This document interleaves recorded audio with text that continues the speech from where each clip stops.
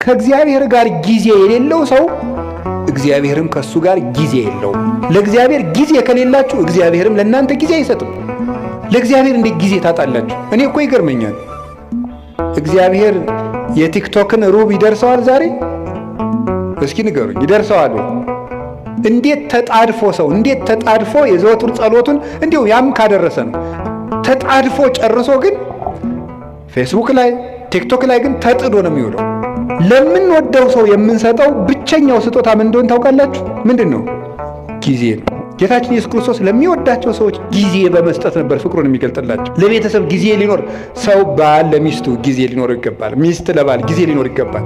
ለልጆች ጊዜ ሊኖራችሁ ይገባል። እናንተ ጊዜ ትሰጣላችሁ? ቶሎ አልገባው ላለ ሰው ጊዜ ትሰጣላችሁ? አንተ ደደብ እስከ መቼ ድረስ ነው ካንተ ጋር የምንወረው አትሉ?